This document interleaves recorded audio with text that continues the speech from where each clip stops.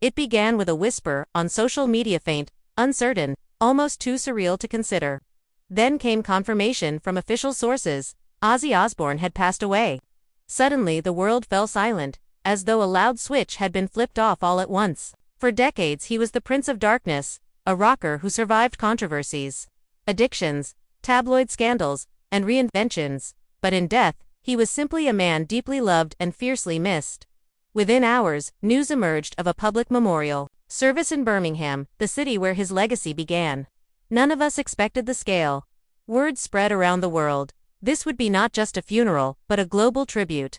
Thousands traveled across nations, some pilgrims bearing guitars, bats, Batwing memorabilia. Streets near the venue overflowed with fans, sporting bandanas, black shirts, eyeliners, and heartfelt signs. "Thank you, Ozzy. Paranoid forever. Rest with the madman." As the crowds gathered under the gray English sky, the mood was sober yet electric. A hush fell when an old ambulance rolled by with Ozzy's casket inside. Draped in Union Jack cloth and decorated with fresh flowers, fans lined sidewalks for miles. Some wept, some raised fists. Many held silent until the hearse entered the church. Inside, the setting was powerful. A local cathedral in Birmingham was transformed into a sanctuary of homage. Inflatable bats hung over balconies. At the altar, dozens of custom guitars stood as tribute. A wall displayed photos all decades of Ozzy, early Sabbath era, MTV craziness, solo career highs, family moments with Sharon and the kids.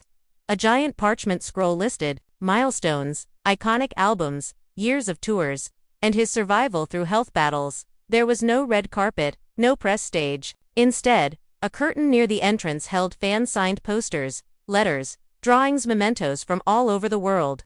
People pinned theirs as they entered. Some sobbed quietly. Some whispered thanks to a stranger beside them. "Thank you. He meant everything." Service began with a reading from a poem Ozzy once recited backstage.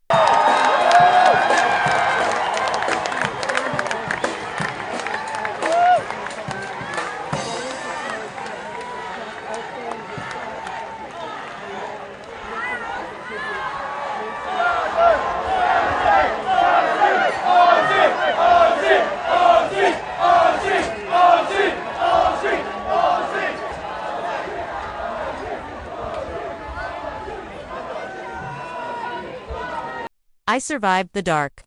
Yet light calls my name. I fly without wings, remembering my flame." No preacher spoke. Instead, the sound of a lone bagpiper filled the nave, playing a somber Scottish lament. The church held silence accompanied only by the soft hum of crowd breath. As though collective grief itself was musical, Sharon Osbourne stepped forward first. Her voice steadied by love and grief, she spoke not of headlines or scandals, but of Ozzy as a husband, father, and friend. She described early mornings in rickety tour buses, songwriting sessions in cold studios, moments of doubt that he conquered with laughter and grit. She paused, held his hand just out of reach, and the whole room seemed to lean forward in empathy. Then came entertainment legends. Members of Black Sabbath appeared, solemn and composed. Tony Iommi's fingers trembled as he placed his ring on the casket, whispering a private farewell. A short acoustic rendition of Changes echoed softly from a guitar quartet. A tribute choir quietly sang Mr. Crowley. Tears streamed freely. Unexpected guests arrived, pop icons, sports stars, actors. Some remembered Ozzy as their childhood hero, others as a symbol of resilience. They offered brief reflections about how his boldness inspired them to be fierce, unapologetic, or just keep going. Fans later quoted lines like, "He taught us louder isn't always better but unapologetically still is." When it was time for fans to speak, ballads began at the front row. People from Ireland, Japan, Australia, South Africa, some veteran roadies, some lifelong fans, some young teens carrying Ozzy albums, lined up to share stories. A Japanese fan sobbed that Ozzy's concerts helped her through bullying. An older Black Sabbath crew member spoke of Ozzy's kindness to child roadies. A 16-year-old from Detroit said, "Ozzy's music saved him from despair." All reflections ended with applause that felt like lifelines celebrating not just a career, but a community built through shared survival and defiance. Brooke Osbourne, Ozzy's eldest child, walked on stage to speak last. Clutching handwritten notes, she delivered the emotional apex. She spoke not of fame, but of everyday miracles. Her dad teaching her Carpala songs on piano, soothing her nightmares, embracing her through teenage storms. She read a letter Ozzy wrote decades ago, with shaky handwriting, "Where I failed the world, I succeeded at loving you." Fan sobs erupted. Embraces formed in pews. Sharon cried in Brooke's arms. Fans chorused, "I love you, Ozzy," as one voice. Live cameras cut to black, but the audio feed carried the chant that streamed into homes worldwide, raw, unified, eternal. After the service, crowds spilled into Cathedral Square. A live rock band began playing Sabbath riffs. Fans lit candles and set them in a mosaic shape, an electrified bat silhouette outside the cathedral doors, glowing beneath the twilight. It wasn't planned, but felt right. Spontaneous public art, embodying love. WWE wrestlers, rock stars, and other icons joined the crowd singing old Ozzy songs late into the night. Someone handed Brooke a handwritten scroll of thousands of messages from around the world. She smiled through tears. Sharon quietly thanked fans, telling cameras, "We felt that love in every breath." In the days afterward, media declared it one of the largest public memorials Britain had seen in modern music history. Rolling Stone, BBC, global outlets echoed, Ozzy's funeral transcended fame. It became a pilgrimage, a cultural moment. One fan tweeted, "This was not only a farewell but a reminder we're still living because he dared to roar." Tribute concerts are being planned in multiple cities, part fan-driven, part official.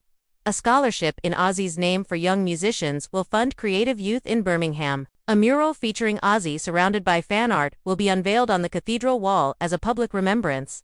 Perhaps most powerfully, fans began revisiting Ozzy's full story: Sabbath activism, solo defiance, personal redemption. Streaming numbers surged. Milton Keynes youth orchestras performed Sabbath covers in parks. Online tributes soared. This was never just a funeral. It was a collective punctuation mark on an era. A public reckoning with mortality, memory, and music's power to unify across languages, generations, and grief. As you watch this, think, how did Ozzy touch your life? What song got you through your darkest moment?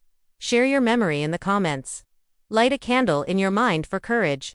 Like this video if you believe legends shape more than culture, they shape heartbeats. Subscribe for more stories that honor the souls behind the stage. WWE wasn't the only arena paying tribute. Rock stations, streaming services, fellow artists around the globe, and most of all, fans collectively bowed their heads. Not for the brand, but for the man who dared to scream truth into silence. Birmingham did not say goodbye. Birmingham said thanks. Thousands gathered, millions bowed, and one madman earned his place in eternity. Rest in black, Ozzy. Your legend lights us still.